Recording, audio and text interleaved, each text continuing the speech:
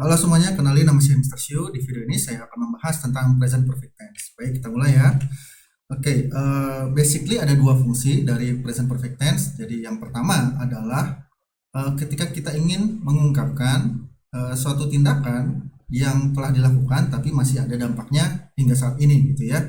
Jadi poinnya adalah sudah dilakukan dan masih ada dampaknya atau efeknya gitu ya. Seperti di sini kita lihat di contoh I have watched that movie. Misalnya contohnya adalah ketika saya diajak teman untuk nonton film di bioskop gitu, kemudian saya menolak karena sudah menonton film tersebut gitu ya. Atau saya lebih prefer atau lebih condong memilih film yang lain karena kan sudah ditonton sebelumnya. Jadi lebih suka yang nonton yang lain gitu ya. Oke, kira-kira begitu ya. Jadi yang pertama tadi adalah dilakukan di masa lalu dan masih ada dampaknya sampai sekarang gitu. Masih terasa gitu ya. Kemudian lanjut, fungsi keduanya adalah untuk mengatakan satu tindakan yang sudah dilakukan di masa lalu dan masih berlangsung sampai sekarang. Contohnya kita bisa lihat di sini, I have lived in Jakarta since 2013. Saya sudah tinggal di Jakarta sejak tahun 2013. Jadi kan sudah ya tinggalnya dari tahun 2013, kemudian masih berlangsung sampai sekarang. Jadi kira-kira begitu ya. Jadi review lagi ya. Fungsi pertama adalah sesuatu yang dilakukan di masa lalu dan masih ada dampaknya atau efeknya sampai saat ini. Kemudian fungsi kedua adalah mengatakan satu tindakan yang telah terjadi di masa lalu dan masih berlangsung sampai sekarang. Oke? Oke, kita lanjut ya. Nah, di sini ada pola kalimat. Jadi pola kalimat dari present perfect tense itu ada 3 komponen. Yang pertama ada subjek. Subjek artinya adalah pelaku. Kemudian ditambah have atau has dan dilanjutkan dengan verb 3. Baik ya. Kita lihat di contoh di sini. I have eaten. Artinya saya sudah makan. Subjeknya adalah I. Jadi pelakunya adalah saya sendiri gitu kan. Kemudian ditambah rumusnya nih has atau have. Kemudian ditambah verb 3. Has eaten. Eaten itu adalah verb 3-nya dari it gitu ya. Nah, kemudian ada kalimat yang kedua, she has gone. Jadi dia telah pergi atau telah hilang gitu ya. Di sini subjeknya adalah she, kemudian karena she dia menggunakan has, kemudian gone gitu ya. Gone itu adalah verb 3 dari go. Oke.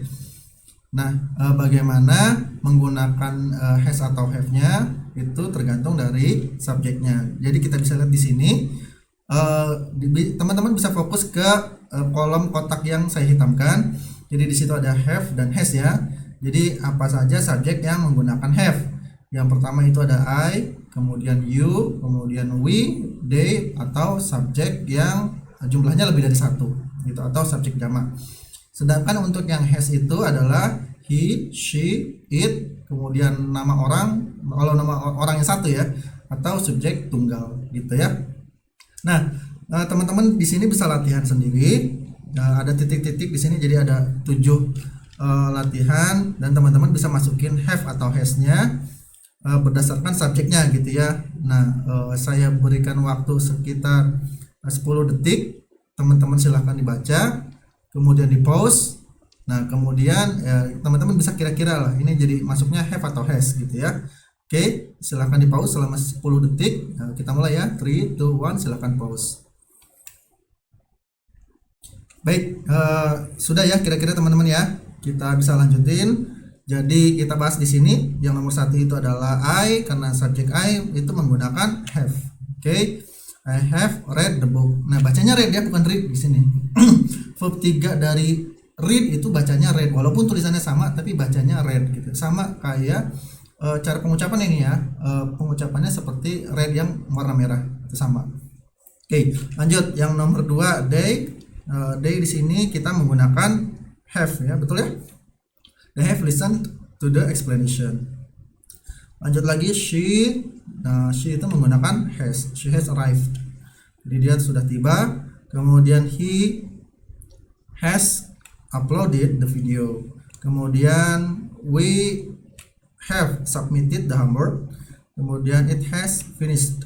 Kemudian terakhir Anita has uploaded the video. Oke, itu kira-kira ya. Jadi tergantung subjeknya. Apabila subjeknya tunggal, he, she, it, dan nama orang gitu yang cuma ada satu orang itu menggunakan has. Sedangkan I, you, we, they, dan subjek yang lebih dari satu orang itu menggunakan have. Oke, bisa dipahami ya. Kita lanjut. Nah, yang barusan itu kan kita menggunakan kalimat statement atau kalimat positif gitu ya. Kemudian bagaimana cara membentuk kalimat yang negatif yang maknanya belum atau tidak gitu. Cara yang pertama itu adalah menambahkan not sebelum not setelah have atau has-nya gitu ya. Jadi kita bisa lihat contoh di sini. Subjeknya itu I gitu ya. I have not eaten yet gitu. Jadi saya masih belum makan. Subjeknya adalah I, kemudian lanjut have. Nah, di sini ditambahkan notnya jadi belumnya gitu ya. Kemudian biasa ya verb 3 jadi eaten, kemudian bisa ditambahkan yet. Ini boleh ditambahkan, boleh enggak yet. Itu artinya masih gitu. Jadi saya masih belum makan. Gitu. Nah, itu kalimat negatifnya. Sedangkan untuk membuat kalimat pertanyaan atau interrogatif itu have atau has-nya itu dimajukan jadi sebelum subjek gitu. Contohnya have you eaten gitu.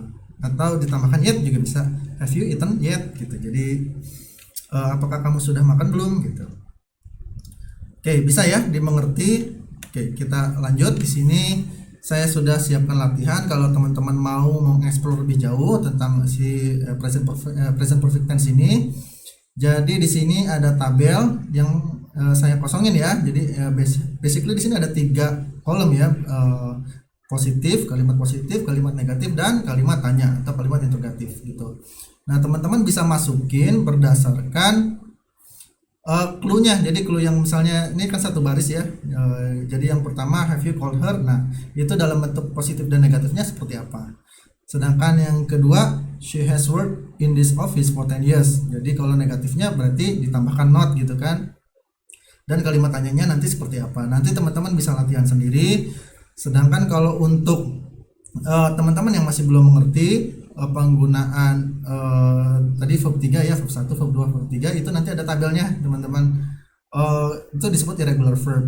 Nah, verb itu kan sebetulnya ada 2 ya, ada 2 jenis. Jadi yang pertama adalah regular yang kalau verb 1, verb 2 dan verb 3-nya hanya ditambahkan ed, sedangkan ada juga yang memang tidak bisa ditambahkan ed, jadi dia berubah bentuk gitu, atau memang tetap sama. Jadi intinya dia tidak beraturan lah gitu. Nah, nanti saya sediakan link gitu ya untuk tabel yang irregular verb. Oke, jadi kalau yang nggak termasuk dari list dari kata-kata tersebut berarti regular verb. Jadi tinggal ditambahkan ed di belakangnya. Oke. Nah, untuk kunci jawabannya juga saya letakkan nanti di kolom deskripsi. Baik, kalau masih ada yang ingin ditanyakan, silakan ditanyakan di kolom komentar. Baik ya. Oke, semoga bisa dipahami. See you on the next video. Bye.